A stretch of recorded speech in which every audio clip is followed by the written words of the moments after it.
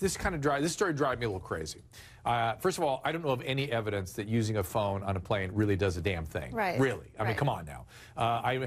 We know people that have small planes, you know. They laugh when I say, what's the deal with the phones? And they're like, it's nothing. It's nothing. It's nothing. It's regulation. And by the way, what's gone on in this country that we can't evaluate our rules and regulation in a context? Right. Like everything is just by the letter, no matter what. Add some common sense into the mix, right? Yeah. So you're agreeing with me. But you know, so what if she stayed on the phone for another 2 minutes while, and I'm going to leave my stuff on intentionally now whenever I fly. Just because I'm angry. Oh, but the question is now, is there a liability for Southwest? Absolutely. There is. Absolutely. I blame the stewardesses for this, and they are going to face a huge lawsuit. Southwest is going to be vicariously liable. Negligence, possibly wrongful death if they can prove causation. And that's the thing. We don't know if this man's life could have been saved. We'll never know that, though. You'll never know that. And that's going to... People are saying, what was this woman doing a girls' weekend if her husband was home suicidal? No, I don't like that. I don't like blaming her. Well, but the point is we don't know what was going on in that relationship. Maybe they had spoken in a month or something. We really don't know. There's only one thing we know for sure, is that we don't know. I mean, we have no idea what was going on in their marriage. We don't know what was going on with this man's mental health. This could have been truly out of the blue. We don't know if he had a pre-existing history of depression or he had alerted her to the fact that he was feeling down. She may have gone on vacation with her girlfriends totally thinking that he was doing fine, and this came out of nowhere. I mean, it is a reasonable possibility with the way the human brain works. Sometimes it just goes haywire. That doesn't even matter. I mean, it didn't really, like, save them from going and telling the pilot. Southwest admitted that their own flight attendants failed to follow protocol. Well, let me read the statement. This is what they released to CNN affiliate WTMJ. On Tuesday, the airline explained, quote, flight attendants are trained to notify the captain if there's an emergency that poses a hazard to the aircraft or the passengers on board. In this situation, the pilots were not notified.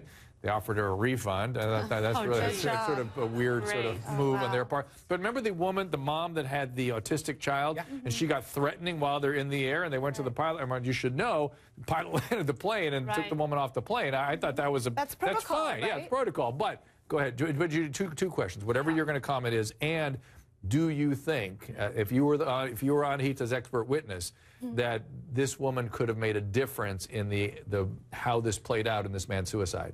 Well, first, the answer to that question is absolutely I do. I think loved ones are the people that bring people back from the brink of committing suicide.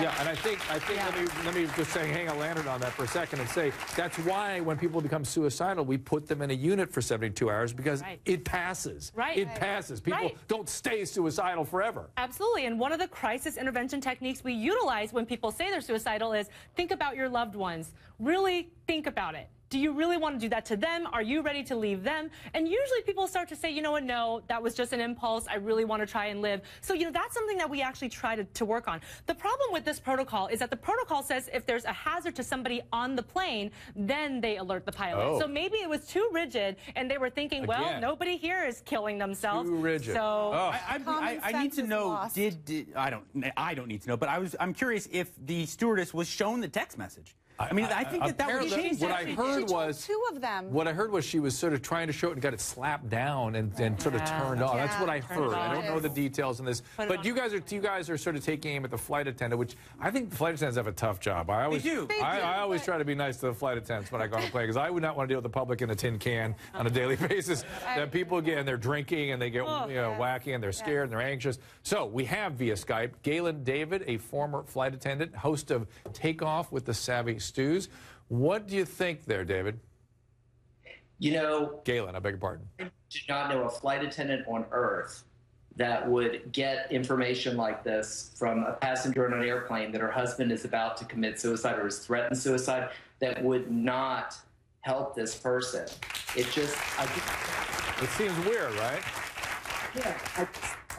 What is missing from the story, because believe me, I've been around a lot of flight attendants. I flew for 25 years, and even the most jaded flight attendant would hear something like that and immediately spring into action. A woman saying, my husband is about to commit suicide. Another question I have is why, and I don't want to blame this woman because I know she's a grieving widow, but why did she not stand up and say, this plane is not taking off, I have to save my husband? Well, Galen, hold on a second. Hold on a second. Hey, let's educate one another. Can I do that? Or they will, I thought I'd get arrested. So what? Well, I think they'd arrest me if I did that. Well, is that more important? important you getting arrested or possibly saving your husband's life. I mean, I don't know how she stayed so calm and collected, because I would have been screaming. Well, I would have been throwing things. It speaks volumes about who Anahita is, number one. But number two, it also talks about, you know, how we comply with the environment we're in. It's hard to, you know, the plane's taken off, the flight attendants telling us to shut up. It's really hard to push past all that, even in an emergency. And there are some personality factors here, right? Some people have a,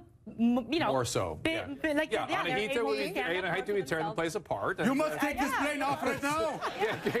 Galen, I'm going to go back to you. But you helped us. I didn't know you could do that. I thought they'd take off anyway, or they would have you arrested instantly or wrestle you to the floor. You know, yes, I understand what you're saying about pushing past compliance and that sort of thing when you're in this environment. But when and that's where we need to look at some other things. For instance, you know, yes, what was the husband's, like, mental state in the last few months before this incident? Because we don't know. Right. If his wife, if it were me, I'm just saying, if it were me, that I would have to speak to that flight attendant and say, come down here, I need to tell you something. My husband is about to commit suicide. We're losing him. Also, I'd like to point out, Skype makes me crazy. But I got to go to break. Let me just say, though, it's two lessons for all of us. A, speak up when you got to speak up, everybody. I mean, this is a horrible situation. Be heard. Don't let anybody be unreasonable with you. And we found out if you need the plane not to take off, stand up and make a big noise. Be like Anahita.